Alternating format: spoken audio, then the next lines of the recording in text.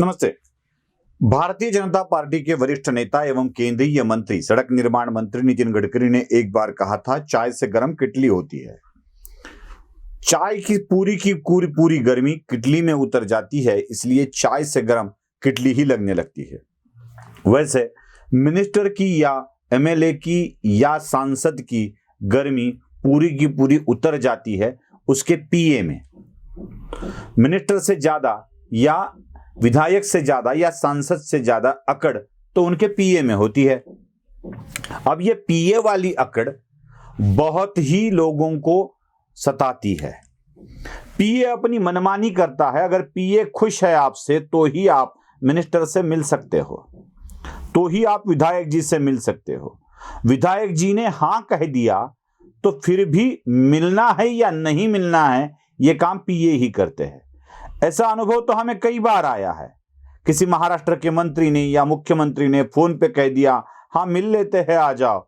और फिर जब हम जाते हैं तो लोग कहते हैं साहब का क्या है, साहब सबको बोलते हैं मिलेंगे, जरूर मिलेंगे, लेकिन उनके प्रोग्राम तो हमें करना पड़ता है ना तय, इसलिए साहब अभी बिजी है, आप बाद में आ जाइए।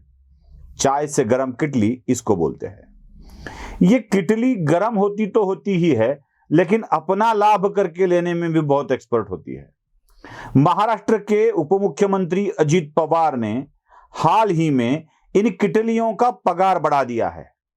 सिर्फ किटलियों का ही नहीं, साहब के ड्राइवरों का भी पगार बढ़ा दिया है। मतलब एक विधायक अपने पास पहले एक पीए और ड्राइवर रखा करते थे। पहले ही महाराष्ट्र की सरकार ने 30 लाख रुपए का कर्जा बिना ब्याज का दिया है, उसका ब्याज महाराष्ट्र की सरकार भरेगी। अब ये अच्छी गाड़ी 30-40 लाख रुपए आ गई तो कम से कम उस पर एक अच्छा ड्राइवर तो रखना पड़ेगा। इस ड्राइवर को पहले पगार मिलती थी 15,000 रुपए, अब उसको बढ़ाकर 20,000 कर दिया गया है। और चाय से गर्म किटली मतलब पीए को भी 30,000 रुपए पगार अब मिलेगा। मतलब जो विधायक जी को कहीं ले जाते हैं या वापिस लेकर आते हैं उनकी पगार होगी 20,000 रुपए, और जो विधायक जी के सारे काम देखते हैं उनकी पगार होगी 30,000 रुपए। 20 और 30। अब देखिए, महाराष्ट्र के विधानसभा में 288 विधायक है, विधान परिषद के 75 अलग है। कम से कम 300-350 से आगे लोगों को अच्छी पगार अब मिलने वाली है।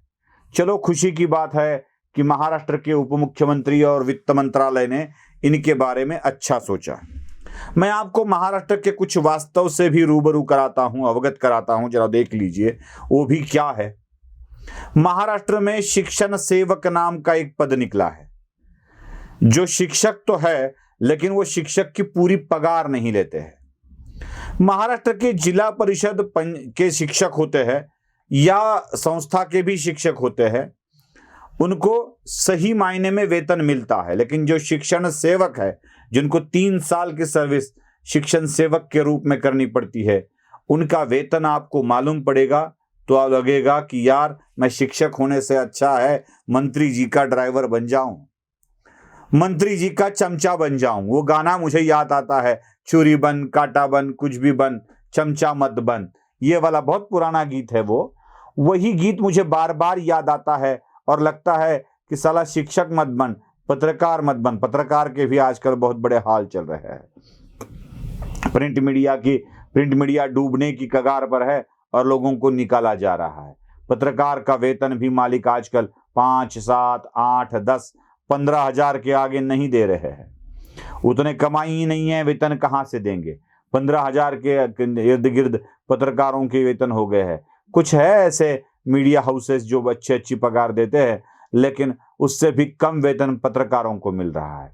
तो पत्रकार बनना भी बेकार है, शिक्षक बनना भी बेकार है।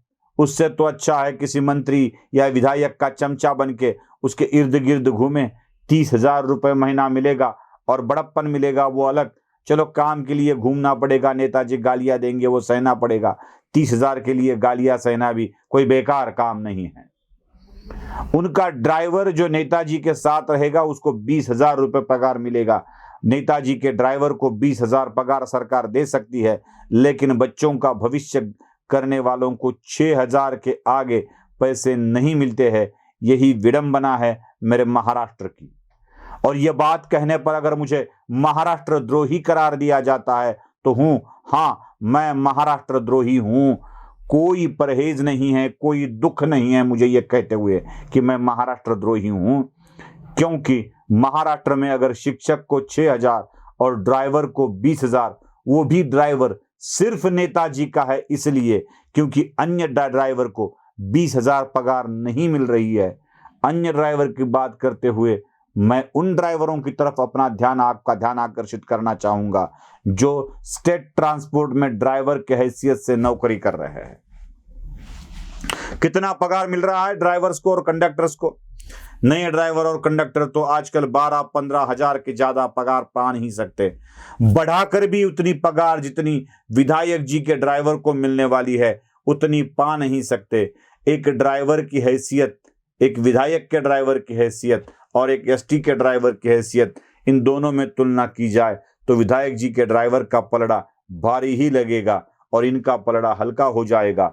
जो 55 लोगों की जान को संभाल कर ले जाता है उसकी पगार होती है 12 से 15 हजार रुपए, और जो एक विधायक की जान को संभाल कर ले जाता है उसकी पगार होती है 20,000 रुपए। क्या यही समन्यायी तत्व वाला शासन मेरे देश में चल रहा है?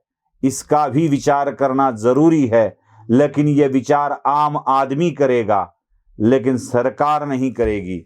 अजित पवार जी ने अगर इसके साथ साथ एसटी के ड्राइवरों का भी पगार बढ़ा दिया होता तो बहुत अच्छी बात होती, शिक्षकों का भी पगार बढ़ा दिया होता तो बहुत अच्छी बात होती। 165 वीर साथ में रहे इसलिए 4 कोटि का फंड 5 कोटि कर दिया। अब उसमें परसेंटेज डाल के विधायक महोदय कितना कमाएंगे पता नहीं है। 5 साल में 25 कोटि का तो फंड ही उनको मिलने वाला है। अब इन 25 करोड़ में से बाकी हिसाब आप लगा लीजिए। ड्राइवर और पीए की पगार भी बहुत मोटी हो गई है, अच्छी हो गई है, तो उनका भी कल्याण उसमें है। गाड़ी के लिए भी पैसे मिल रहे हैं, विमान की सेवा भी फ्री ऑफ कास्ट है, ट्रेन की सेवा भी फ्री ऑफ कास्ट है, सब कुछ फ्री में मिलने वाला है। बस में तो सीटों के रिजर्वेशन समेत उनको फ्री होता है, लेकिन उसी बस के ड्राइवर और कंडक्टर के बारे में सोचा नहीं जाता है। उसी देश में, जिस देश को ऐसे विधायक और सांसद चुनने हैं, उस राज्य के नागरिक की शिक्षा के बारे में सोचा नहीं जाता है। शिक्षक को 6,000, पीए को 30,000, ड्राइवर को 20,000, ये सैलरी देने वाली सरकार क्या आम आदमियों के बारे में सोच रही है? निर्णय आपको करना है। नमस्ते।